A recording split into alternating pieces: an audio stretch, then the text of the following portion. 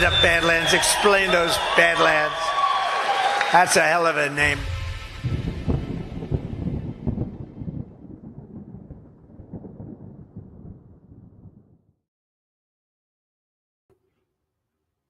Are you ready for the golden age?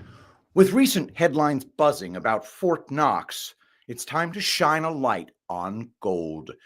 We've seen questions like, is there really gold in Fort Knox? And is the government secretly moving it? But the real question is, are we going back to the gold standard? In a world where economic stability is uncertain, gold remains a timeless asset. Fort Knox, the fortress of America's gold reserves, is under scrutiny, and this might be the moment gold proves its worth once again. Don't miss out on helping to secure your future. Gold isn't just an investment. It can help safeguard against inflation, currency devaluation, and economic turmoil, whether it's for your retirement, as a family heirloom, or just to have that peace of mind. This is a perfect time to buy gold. Only time will tell if we're going back to the gold standard. Help secure your wealth now. Visit badlandsgold.com to learn how you can add gold to your portfolio. That's badlandsgold.com. Good morning and welcome to the Brief on Badlands Media. I'm your host, Patrick Gunnels, joined by my co-host, Ash in America. And today is February 24th, 2025 at 8:03 a.m. Central Standard Time. Ash, how are you doing? It's almost March. It's flying by. The first 2 months have been a lightning war, and hopefully it continues to get amazing, because we've had amazing times here for the first 2 months. Now, that doesn't mean things can't change, but Donald Trump has been absolutely wielding a flaming sword of death for our enemies. Yeah, and they keep fighting back. But they can't seem to organize appropriate opposition, get their feet under them. Like, as soon as they do, there's 75 lawsuits against Trump executive orders right now across the board, right? The birthright citizenship, transgender, all the things. There's all these lawsuits around, and they'll get, like, you'll see Mark Elias or Norm Eisen out there. We stopped Trump from doing this. Well, you got a TRO, and a couple of weeks later it was overturned. They don't seem to really have sufficient opposition to do anything other than, scream at the sky, which is enjoyable for all of us. Yeah.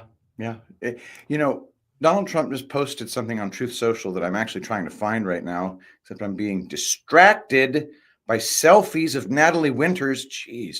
Where he talked about the CEO of Comcast. Do you know what I'm talking about? Getting distracted by selfies of Natalie Winter. I think I can imagine. She's a freaking thirst trap, and it's driving me up the wall. Anyway, I think she's adorable. But here's the thing. She's good at her job. She's actually broken stories. She is a solid journalist. So the fact that she's trolling everybody by being hot and she's a solid 9. I'm not even kidding. People like Kennedy are going after her for being attractive, really? And it's like, oh, bad luck. I think Natalie Winter should continue to be hot. I keep and troll everybody about it. I keep meaning to watch the Bannon show, but I can't do long form content anymore, Ash. That's how bad my situation has gotten. Well, it's segmented into hours. Is it? It's too much. I need nice 5-minute doses of stuff just to keep me sort of up to speed. And then I learned. Well, there's a War Room clip channel. I think you could probably watch that and be good. I'm down with that. Yeah. So there's the CEO of Comcast that Donald Trump just called out in an absolutely massive way. And it's not showing up on my Twitter feed anymore. It was on there this morning. And I guess I should just, I don't know, maybe try Donald Trump. But it's huge, man. It's the most brutal it's the most brutal thing that he's done in a long time. And I am sorry in advance. I'm just terrible at this.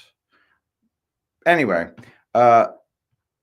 it's about Joy Reid getting canceled. And it's about the CEO of MSNBC, and it's about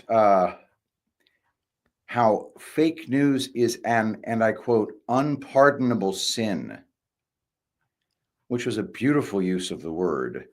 And for now, I won't be able to find it because I'm just not a good researcher. Anyway. Isn't it? You're just talking about the Truth Social post, right?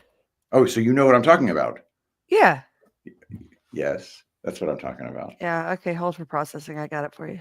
In the meantime, everybody hit that thumbs up for me, because I don't ask nearly often enough about hitting that thumbs up. I might be releasing a new product if the volume discount is good enough. I'm a Breathe Right strip that uses magnets to yank up your nostrils to like flare them out amazingly, because I've just started using it, and it's basically making it so that my nostrils are giant caverns of ability to suck up oxygen. Oh, Yeah, I know it's a bigger deal than you realize. here it is. Sorry, I was looking for the I Truth know. Social post, and I was only half listening to you. I know it. I watched you half. You watched me half listen. It was impressive, actually. I can't do that. You're going to get zero listening from me if I'm in the same situation. Donald J. Trump on Truth Social. Lowlife chairman of Concast, Brian Roberts, the owner of ratings-challenged NBC and MSDNC, has finally gotten the nerve up to fire one of the least talented people in television, the mentally obnoxious racist Joy Reid. Based on her ratings, which were virtually non-existent, she should have been canned long ago, along with everyone else who works there. Also thrown out was Alex Wagner, the sub on the seriously failing Rachel Maddow show. Rachel rarely shows up because she knows there's nobody watching, and she also knows that she's got less television persona than virtually anyone on television, except perhaps Joy Reid. Then there's, of course, the low IQ con man Al Sharpton, who has perhaps the lowest TV ratings in the history of television. What is he doing to Brian Roberts to stay on the air? The whole corrupt operation is nothing more than an illegal arm of the Democrat Party. They should be forced to pay vast sums of money for the damage they've done to our country. Fake news is an unpardonable sin. I love it. So I had to look up who Alex Wagner is, because I wasn't sure who that was. Mm-hmm. And in so doing, I realized that is Rachel Maddow still there? Rachel is still a part of MSNBC. So you'll remember Alex Wagner as the one on election night who said, Europeans are waking up to this. And I have my friends calling me right now. People are very concerned in Western Europe, very concerned about Donald Trump in Western Europe. And I was always like, what an unbelievably out of touch elitist thing to say on election night. But now she's fired. So that makes me happy. That's amazing. Okay. Yeah. Well, she's the worst. And I love how he calls her the mentally obnoxious racist. I love how they're keeping Rachel Maddow and getting rid of Joy Reid. I don't really know what the deal Joy is. Reid needs more white privilege. Rachel Maddow is an interesting character. I can't figure out a good reason why she makes as much as she does. It's not for her talent. It never is for the talent. Those numbers that these people get, nobody is such a good broadcaster that they warrant that level of compensation. I don't care if you're the freaking messiah of broadcasting. Those numbers are not for your talent. Those numbers are for your compliance, for your willingness to lie when they tell you to. Yeah. Including like the vaccine just stops right here. If you take the vaccine, the virus, it just stops. That was really good. Anyway, it's one of my better ones. It's excellent. So I'm not 100% sure what's going on there, though, because it seems as if they're starting possibly to feel economic forces. I argued from very early in 2017, okay, these people are behaving as if the rules of economics do not apply to them. Yeah. They got access to the printing press over at the Federal Reserve. And that is a generalized kind of ham-handed way to describe a process of giving free money to your pet criminals. And somehow they are behaving a little bit as if the money has truly dried up. Well, the firings of talent like Joy Reid and Alex Wagner, that points to economic realities. On the Badlands News Brief, I've written several times about ratings, mostly back when Tucker was fired. But looking at the ratings, and they inflate their ratings by 1,000 to justify their ad numbers. And if they weren't owned by the same people that own the advertisers, I would imagine those advertisers would be suing for fraud on the numbers. Yeah, because there's less than 100,000 people that watch MSNBC shows. Less than 100,000 people on mainstream shows. And like you said, those hosts are getting millions and millions of dollars. Oh, It's not for their talent. But I don't even think that, because I think Tucker Carlson's very talented. Mm-hmm. And firing him tanked their ratings. Yeah. For the whole network. I know it, which has a whole investigation needed in every way, because Tucker Carlson is still making staggering amounts of money. I think he's making more. And he's also, for all intents and purposes, being promoted by YouTube. Yeah. And YouTube is the bad guys. YouTube also promotes my girl Candace, my guilty pleasure. So this goes deeper than a lot of people realize, and I'm working on it. I might get things wrong, but I know that YouTube are the bad guys, but I could be wrong about that too. Who knows? Yeah. It's a rigged system. So it's almost as if these news networks are too big to fail. Right. So they need a bailout, which is what I think they got with their ratings manipulation. Yep. By being able to say, oh, well, we're number one in top rated news. And by number one, we mean we're getting, 40,000 views on our primetime show, because DNC, as Trump said, is getting 20,000 views on their mainstream show. So we're the top 3 that are competing for the top spots on mainstream news. Meanwhile, most people have departed from getting their news from mainstream news, but for some reason that's still being propped up. I think it's the authoritative sources angle. I think it's the funding, which, is, you could question whether those advertisers are paying for advertising or if they're paying for their messages to be pumped through. Now, I always thought that Pharma was owning the cable news. I did not realize just how true that was until COVID, when the cable news was really put into action to cover for the pharmaceutical companies. And we're still a little bit there. There has not been, as far as I can tell, there seems to be being some justice for the news companies, but not for the pharmaceutical companies. The pharmaceutical companies are a very important part of our society. We are dependent on drugs.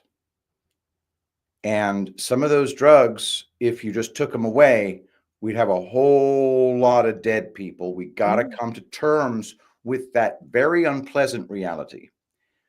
You can't just burn down big pharma. So what do you do? What do you do to get them to the point where they don't have us by the balls through our media, through our economic system, through everything? I'll just give you an example. My mom takes freaking Synthroid, right? Mm-hmm. Okay. So you get low bone density, or, my mom takes Synthroid too. It's so common, right? Yeah. Once you're on Synthroid, getting off Synthroid is a bitch. You can do it, but if you cold turkey it, you're going to have a bad day. And that's a really big understatement. Yeah. I just take that for the blood pressure medications and just all of it. These these approaches to health that don't really make you healthy. They just make you dependent on a drug. And I really wish great luck to RFK Jr. in his efforts to kind of gradually move us to an era where we don't resort to pharmaceuticals for health problems. Yeah, so I think you make a good point as it pertains to emerging meds, and the R&D functions of big pharma, and the meds that are in, kind of that there's no generic yet. It's just the name brand. They're still testing it out. When the reason that you can go down to Mexico and get $2,000 drug here in the States for $20 in Mexico is, you can't do that with an emerging drug. Usually with a new drug, you can do that with drugs that have been scaled globally, that have gone into the generics. That's the majority of medications. Yeah. And certainly the majority of medications that people are dependent upon, like Synthroid.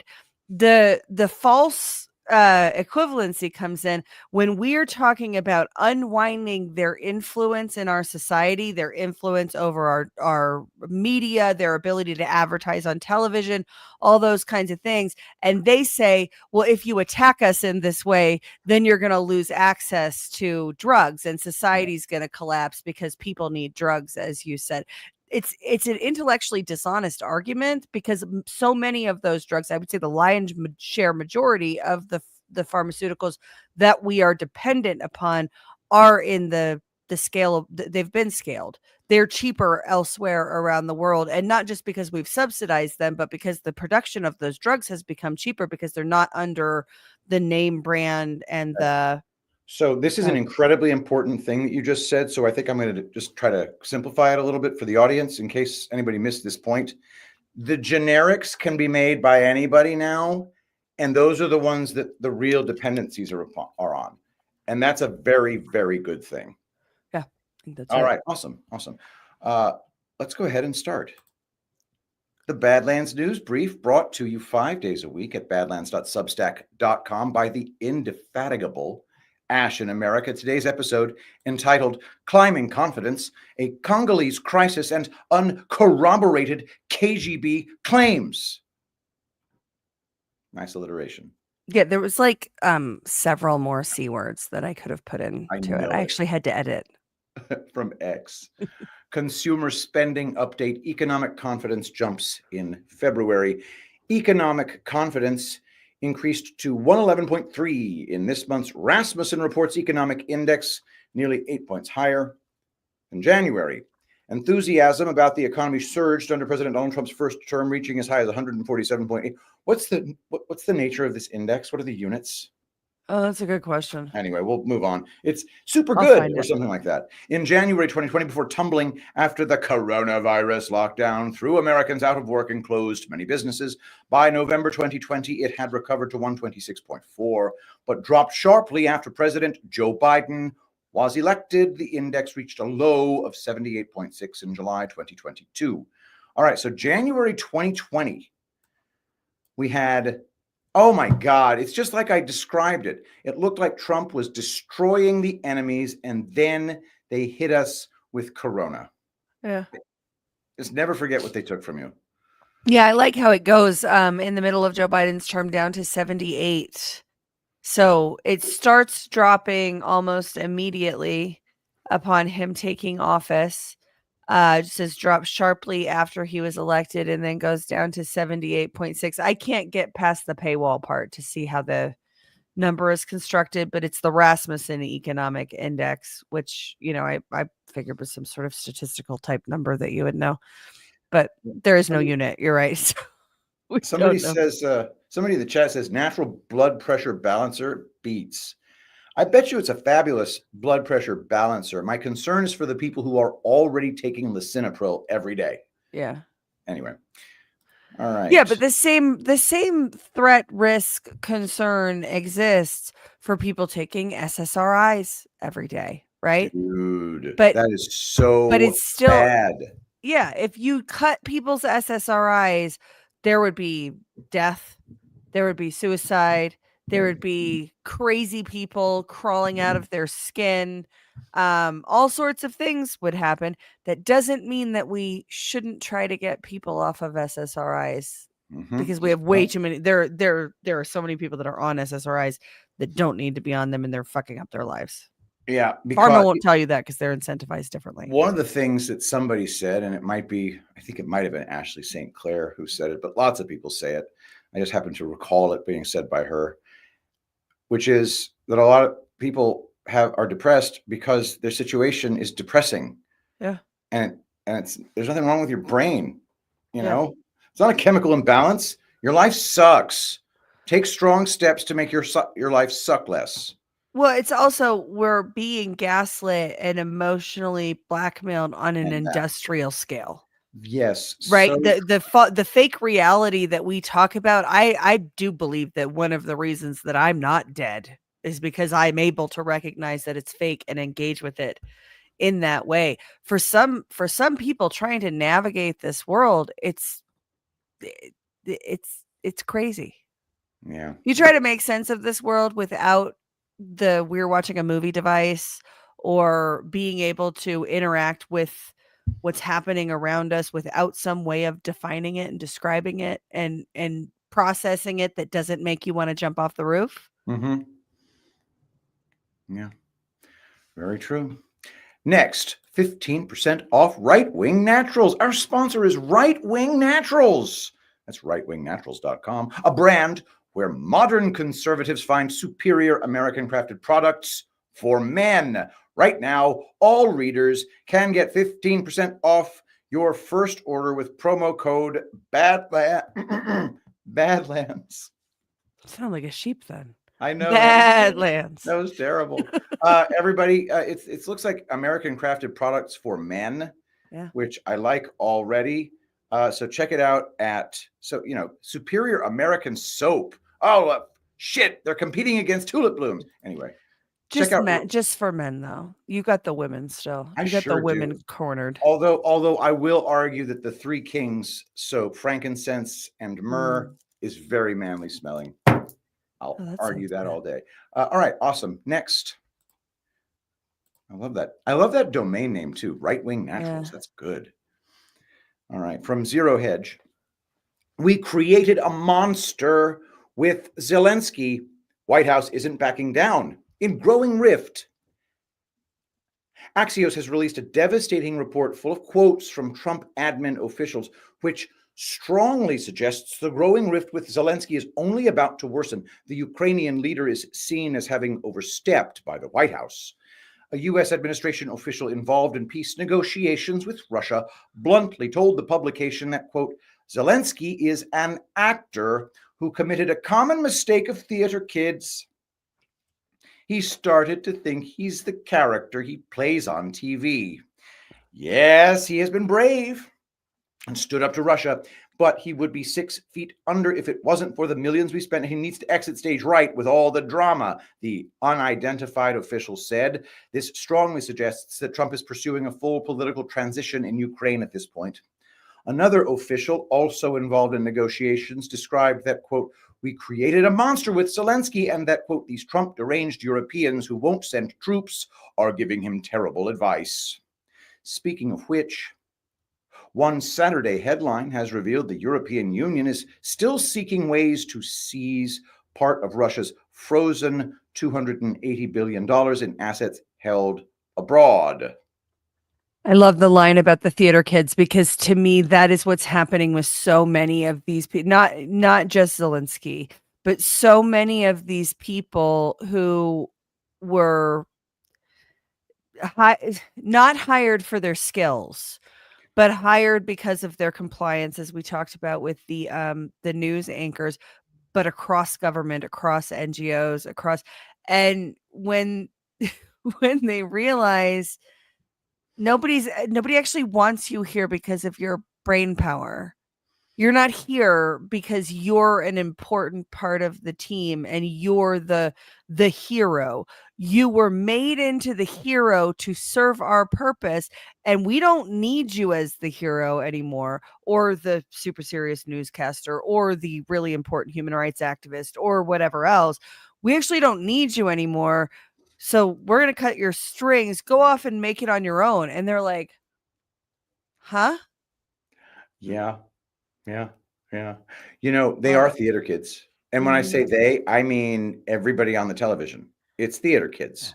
Because theater kids like to be on We're on the television, but you and I were both actually theater kids. I'm a theater kid. Yes. And when I say theater kid, I mean I was in theater, junior high, high school, and I continued to do it in college. Yeah, I did it in college as well. People said that was gay.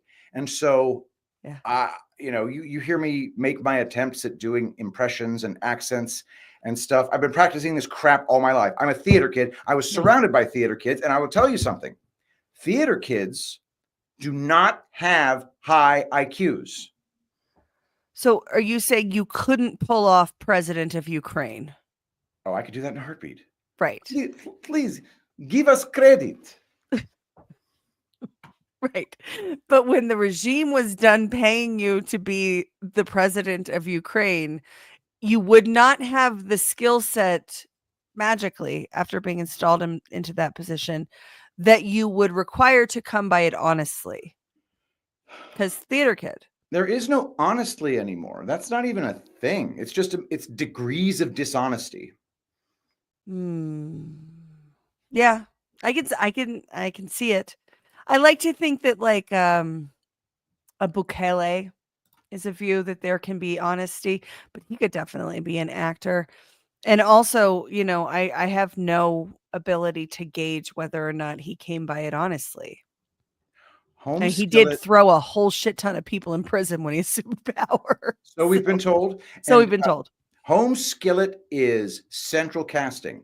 Trump uses that term, and I think he means something by it. Yeah. His wife, man, central casting. So, I love El Salvador. I don't even notice his wife because he's so hot. I can't stop looking at him. She could be there. I have no idea what she looks like. You should check her out, Nah.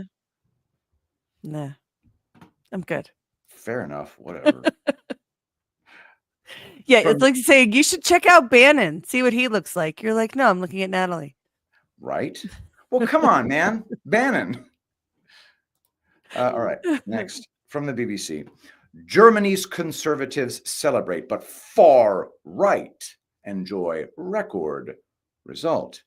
Friedrich Merz's conservatives have won Germany's election well ahead of rival parties, but short of the 30% vote share they had expected. Let's celebrate tonight, and in the morning we'll get to work, he told cheering supporters. He said he was, quote, aware of the responsibility that now lies ahead of him. The other winner was the far-right Alternative for Germany, AfD, who are celebrating a record second-place result of 20.8%. The AfD's candidate for chancellor, Alice Weidel, did a victory lap of her supporters, but even her party had hoped for a greater result, and the mood at AfD HQ was subdued. As results came in during the early hours of Monday, it became clear the AfD was far ahead of the other parties in the East, with a projected 34%, according to a survey for public broadcaster ZDF. Germans have voted for change, said Alice Weidel. She said Friedrich Merz's attempt to forge a coalition would ultimately end in failure. We'll have fresh elections. I don't think we'll have to wait another 4 years. BBC. I feel like the Germans and other European countries are now getting their based and red-pilled Daily Wire government in Alice Weidel, if she does actually eventually become the prime minister. And by that, I mean economic conservative, kind of anti-immigration, but also ultra pro-Israel. Yeah, this is like these European elections generally seem to be some sort of weird hodgepodge ranked choice voting type of situation, and I don't love it. I would love to learn a little bit more about how their elections work. Paper ballots are a good countermeasure against cheating, but you could still cheat in paper ballot. elections. You just can't cheat as perfectly as they do, say, here in Texas. Right.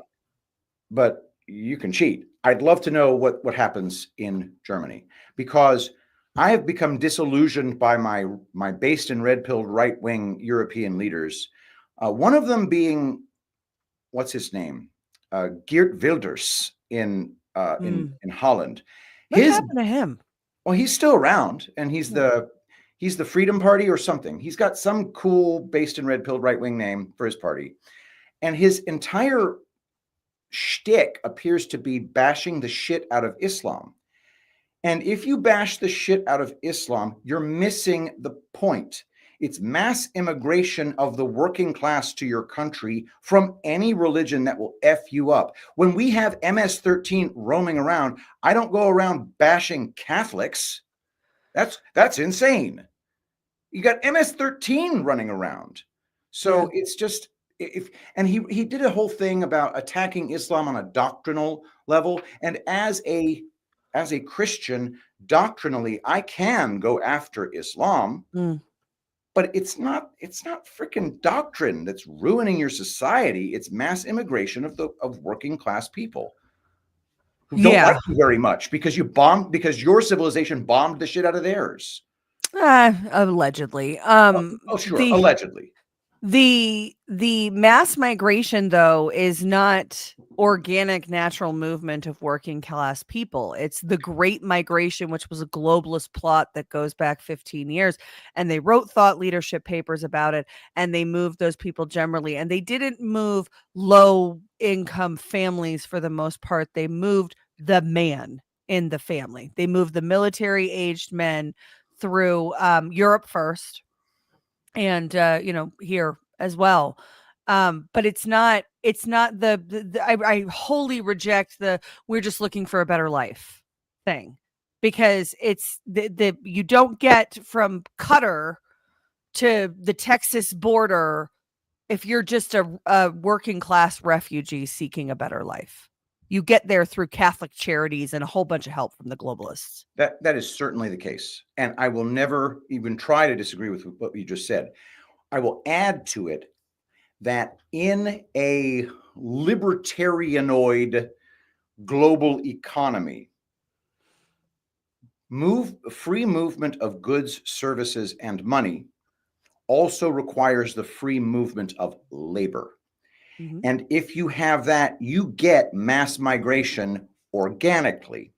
Now, I don't think what we're witnessing is organic, right, but the entire libertarianoid globalist economic mindset will lead to it as well. So I know that's why this is my number one issue with libertarians is the insistence upon requiring an open border and not having nation state boundary lines. I think that you are sacrificing liberty in the pursuit of liberty, of the pursuit of perfect libertarianism. Like Trevor Noah, that kind of mixed race, kind of black, kind of white guy from South Africa. I'd have called him solid black. Is he mixed? Oh, dude. He's also kind of cute. You need to go hang out with actual black people and then hang out with flaming retard, but he's not bad to look at. Is he though? First of all, he's an actor. When he goes on the Daily Show and does his unfunny bullcrap routine, it's terrible. I just saw him talking to a couple of black ladies. I think they're African. They might be American. But he's telling them about South Africa. I think integration was a mistake. And they're saying to him, it might have been. And I agree.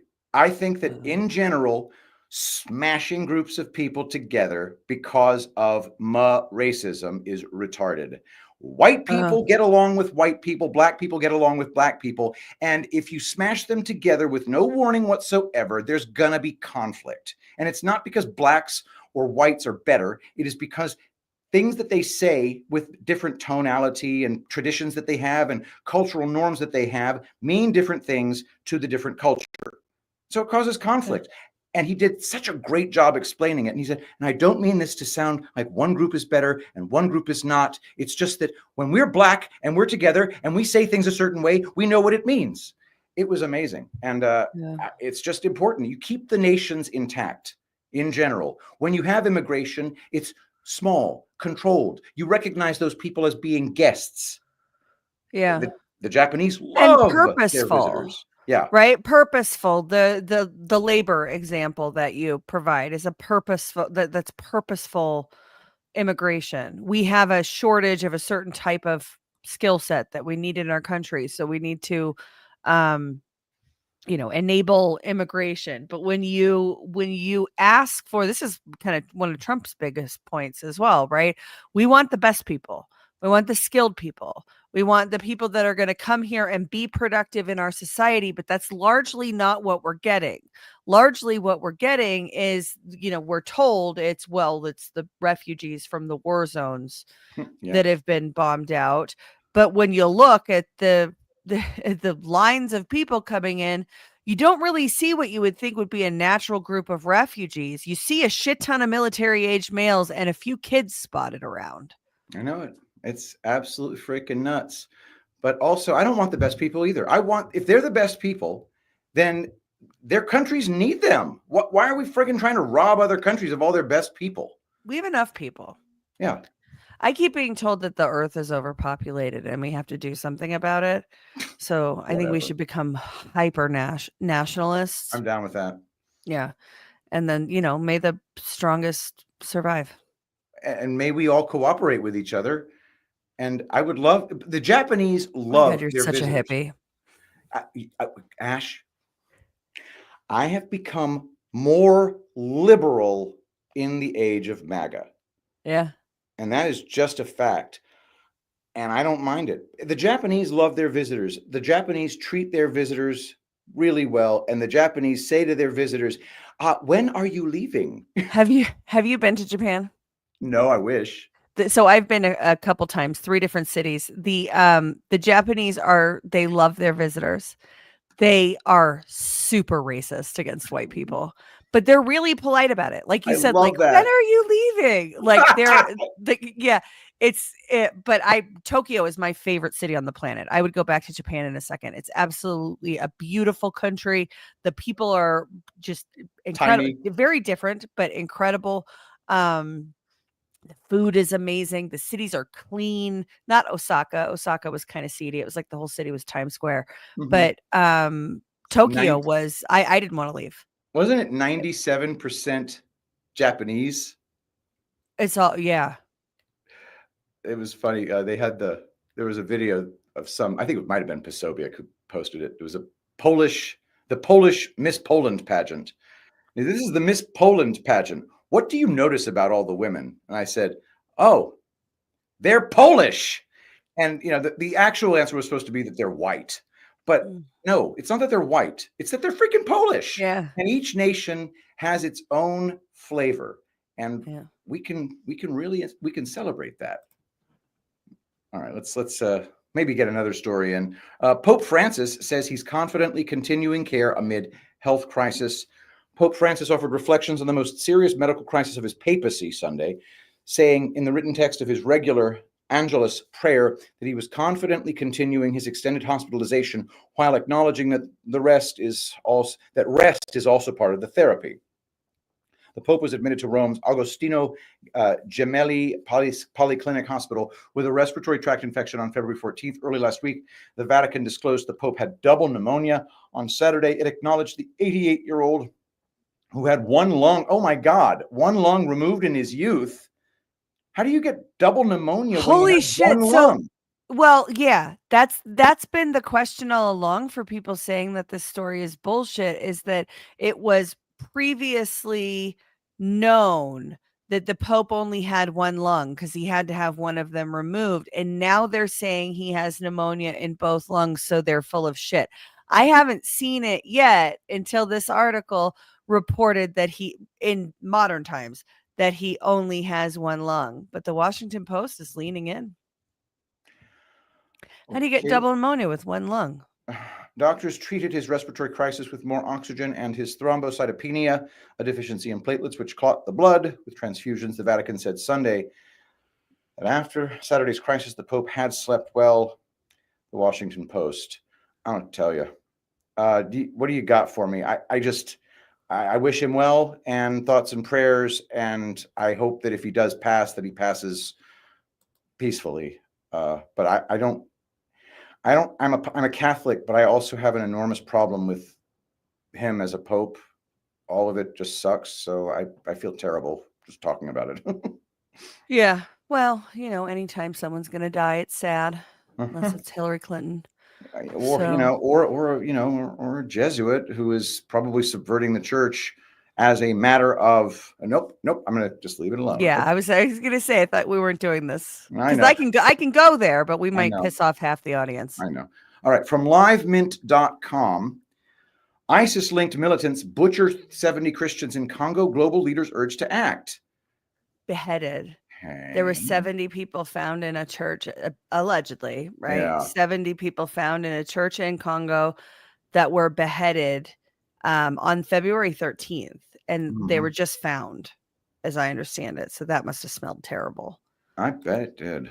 Good yeah. grief. But it's horrifying. Yeah. Okay. So there is an alleged atrocity committed by Muslims in Congo. There's a reason I think that this is more real than the other ones, and that is that this happened on February 13th. And I tried to find an article last night that was, relatively recent about this. I couldn't find barely anything at all. There was a Fox News article that didn't have a ton of detail that mentioned it. Newsweek reported on it last week, kind of briefly, and that's it. Now, if there's babies in ovens or, Gazans that have, their hospital was bombed or something, we hear about that shit ad nauseum. We hear about it over and over again. And the imagery and the message is used to change our hearts and minds, to get us on board with some agenda. This has been disappeared largely from the headlines. This happened on February 13th. Today's the 24th. It's 11 days ago. And there's like 2 mainstream news outlets that have touched this story. And there's not a lot of details, and there's no social outrage. The fact that it's not being used to manipulate us makes me think it's sort of real, but it doesn't fit anybody's narrative. It's interesting. Waya64 points out from the last story, Patrick and Ash, no, you have multiple lobes to each lung. They likely just removed a lobe or 2 on one side, leaving a much smaller lung tissue, but a residual operational lung portion. Okay. Thank you. And by the way, in the picture, is that no, it's not a Catholic hat. It's not a Catholic priest's outfit, but anyway. Okay. Thank you for that. That is, I didn't know that. So what Congo's president thinks of Rwanda, this is from the New York Times, a mania to be the apex predator. In his first interview since an armed group backed by Rwanda seized swaths of his country's territory this year, Felix Tshisekedi, the president of the Democratic Republic of Congo, offered the United States and Europe a stake in his country's vast mineral wealth, a sector currently dominated by China. Congo is considered to be among the world's wealthiest countries in terms of natural resources. It provides much of the world's coltan, which is used to power smartphones and computers. It also holds more than half the world's cobalt reserves used in electric vehicles. I think coltan is a combination of tantalite and coal something. Shit. The right lung has 3 lobes and the left lung has 2, according to Joyce Hawley, who is a respiratory therapist. Wow. Yeah. Learn something new every damn day. Mr. Tshisekedi seemed eager to capitalize on this as he tries to manage a conflict he says is similar to Russia's invasion of Ukraine. Mr. Tshisekedi has pinned his, how many times are you going to write that word for me to mispronounce it? Pinned his hopes on Western pressure against Rwanda, calculating that major investments in Congo, including possible minerals deal, would bring his country much more security and stability. China currently has far greater access to Congo's mineral wealth than the United States with the European Union, while the European Union has negotiated with Rwanda, agreeing to give it about $935 million in return for access to minerals like tin, tungsten, and gold. The New York Times, it's less than $1 billion in exchange for access to vast mineral resources. I think that the Rwandans and Congolese need to become better negotiators. Yeah. Maybe Trump could teach them. Maybe. Because Trump is not exploitative. You can see that if, like, we just finished Art of the Deal last week. We're starting Government Gangsters by Kash Patel tomorrow at 6 p.m. Eastern. So everybody get your book and read through chapter 1. But President Trump, his philosophy of deal making is very much win-win-win, right? The best deals are the ones where everybody gets what they want most. And if you have two people that want the exact same thing most, you're probably not going to end up with the best deal. But there is a way to satisfy the true whatever the parties to the deal are truly pursuing, whether that's they want some sort of tax conditions, they want to have a property in this place, they want to unload this property, that's what they're really looking for in the deal. President Trump, I think, will I hope he will help Africa be able to negotiate better against the West, because the people of Africa certainly deserve it. They sure do. As opposed to their ruling juntas that keep taking all the resources. Wow. By the way, coltan is a combination of, I think, tantalite and niobium, very rare metals. All right, so I've gotten a lot of. We're not coming anywhere close to finishing this. So yeah, that's like a 12-minute video that Ghost put in there too. Wow. Yeah. All right. rfurl.org. Zelensky said he'd quit for NATO membership. Ukrainian President Volodymyr Zelensky has said he is ready to give up his position to bring peace, saying it could be in exchange for his country joining NATO. Speaking on February 23rd, Zelensky said talks with the United States on the matter are making progress. The same day, Trump aide Steve Witkoff told CNN that he expected the deal to be signed this week. Russian forces launched a massive overnight attack on Ukraine, deploying 267 Shahed-type attack drones, various decoy UAVs, and 3 Iskander-M KN-23 ballistic missiles, the Ukrainian Air Force said on February 23. U.S. President Donald Trump on February 22nd said he wants Ukraine to pay back billions of dollars the United States sent to the country to help it defend against Russia's full-scale invasion. That's Radio Free Europe. And I want to ask you a question, Ash. Joining NATO means you're part of their fruity little club. Yeah. What difference does that make?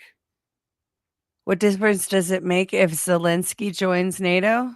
Yeah. So Zelensky wouldn't be joining NATO. Ukraine would be joining NATO, right? And Ukraine joining NATO would, I think, lead to, fake nuclear war with Russia. Only because nukes are fake. It would be a real war. Okay. But what are you talking? So the deal, right, to end World War whatever and allow the Soviets to whatever, was not 1 inch to the east.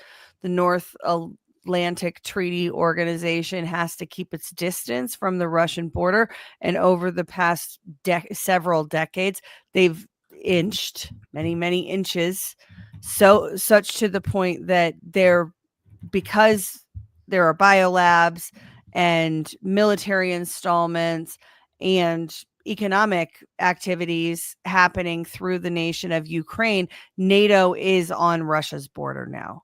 NATO has totally violated the agreement to get them. Yeah, I get all that. Okay. When they join NATO, they sign on the dotted line. What changes? And actually, in the actuals, what changes? I mean, I think what we're led to believe, and I have no idea, right? But I think what we're led to believe is that would be an uncrossable line from a Russian standpoint. Okay. See, I don't understand how this works. And if you're joining NATO, does that mean all of a sudden that your military is allowed to build bases there, or that they're allowed to flood it with all sorts of terrible weapons and get those way closer to Russia? I think the biggest thing would be the Article 5 protection. That an attack on one is right. So the whole of NATO would have to. That's what it is. Of course. Okay. So if they join NATO, that means European boots on the ground are totally expected. Okay. That's what it was. That's what I was missing. Okay, good. Thank you. I needed that. Let's talk real briefly about a deal that is expiring at tulipblooms.shop. Those of you who have purchased the amazing 8-ounce bottles of Rainfall, the greatest lotion in the world, you put it on your skin, dead skin tumbles off. It contains food-grade plant oils, some rare ones too.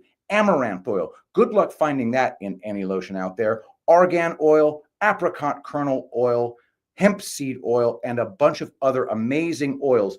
This stuff is magic for your skin. But if you get one before midnight tonight at tulipblooms.shop, we throw in a free, amazing artisan bar soap manufactured by a Badlander. And of course, in Dallas, we have a Badlander in Dallas, a Badlander in Indiana, 2 of them, making us these amazing artisan soaps. This one is the Three Kings bar soap. These contain essential oils. They contain food-grade plant oils. They contain all the stuff that'll make your skin supple. So first you put on the Rainfall, and then you wash with the amazing soap.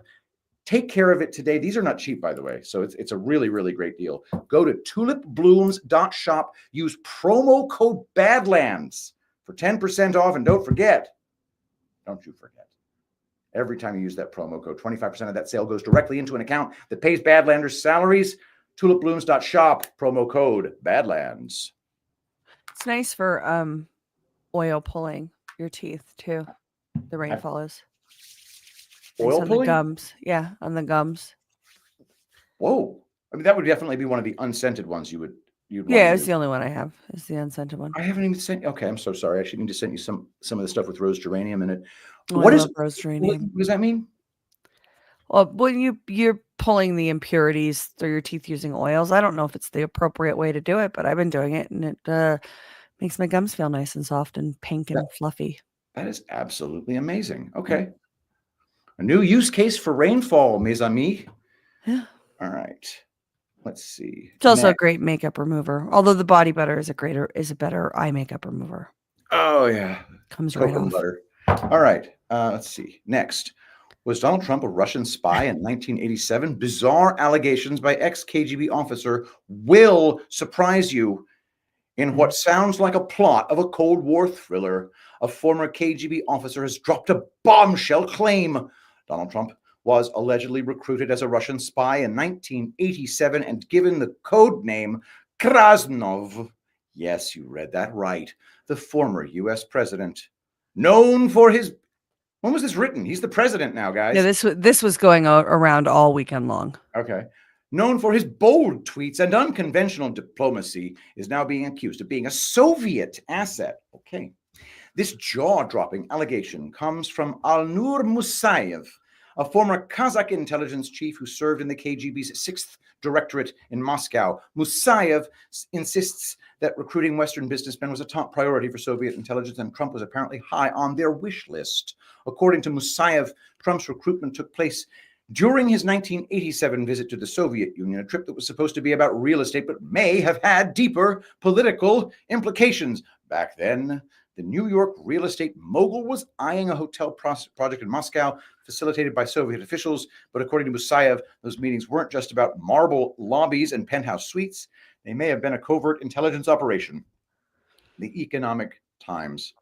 I got nothing And to say it was about published that. yesterday. I just checked. That's great. Yeah. The people who own us really hate Russians. Yeah. I pulled Brad's take for this story because there were in fact 34 crying laughing emojis, but my initial instinct was to say 34 crying laughing emojis because it's double 17s, and I thought it would be funny. But then I thought our audience will actually count the laughing emojis and determine whether or not I'm telling the truth. So then I went back and counted them, and there were actually 34 in his post. I don't know if he did that on purpose or what, but it's delightful. I bet you he did. All right, let's see if I can snag one more for us. From CBS News, Doge's Elon Musk says federal employees Why must... don't we just do the headlines of the rest of them so people can know what news is left? So this story is they have by midnight tonight. They have document your work or resign. Love it. Except for the FBI, which Kash Patel said no. Trump announces... And DNI and a couple other intelligence agencies have all said that they're not going to comply with that. I would imagine the administration thinks that's fine. They're not looking at countermanding it. Yeah. Trump announces commentator Dan Bongino as deputy FBI director. Congratulations. I was a big Bongino fan up until the 2020 stolen election, when Bongino apparently cucked out right afterwards and continued taking a Fox News paycheck. So I never forgave him after Parler. So I watched Dan Bongino back in the day. I watched his show and all the Russiagate stuff and all of that. He did a great job on Russiagate, but he really hard sold his audience to go to Parler. And he was invested in Parler. He was working with the board and a part of it and everything.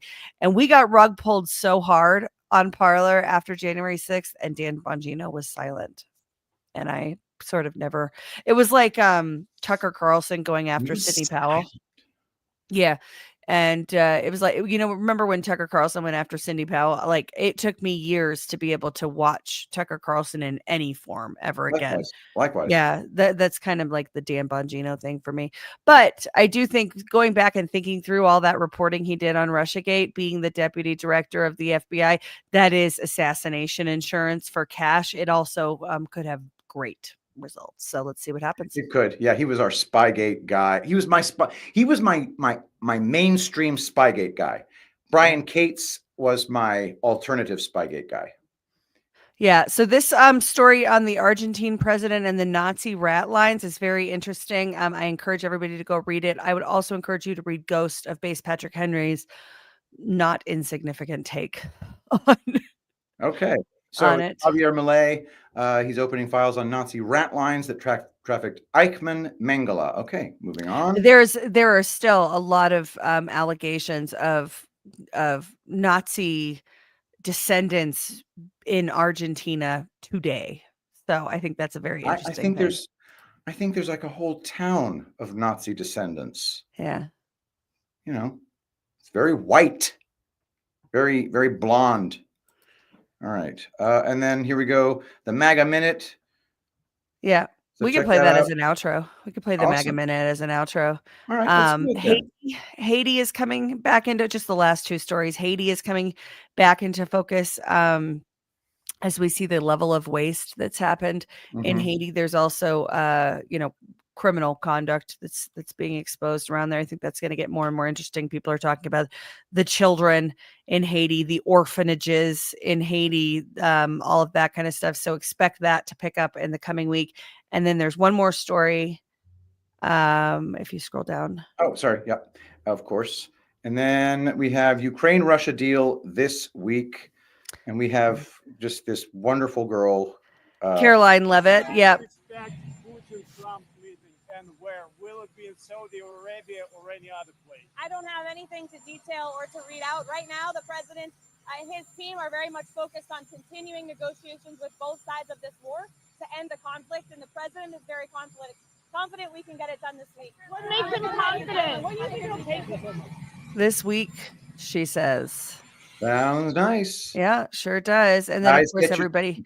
Get your tickets for GART Las Vegas, guys. Go to badlandsmedia.tv/events and get your virtual tickets. Get your regular tickets.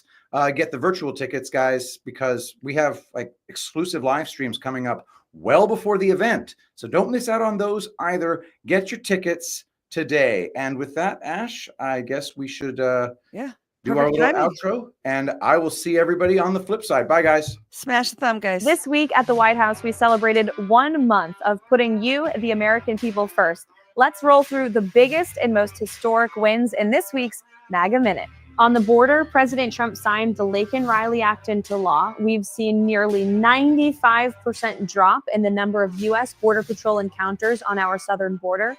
And our efforts have been so successful, they've caused the shuttering of migrant shelters and would-be illegal immigrants to return home before even attempting to enter our country.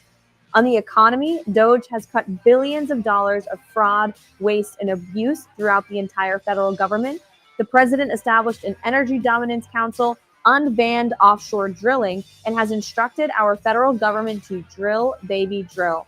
He also imposed reciprocal tariffs that finally put American interests first. The president also created a working group to investigate politically motivated lawfare, put an end to men and women's sports, fired the Kennedy Center board. Go woke, go broke. We're going to make it great again. And has essentially ended DEI throughout our federal government. It's been a historic and successful first month here at the White House. We'll see you for next week's MAGA Minute.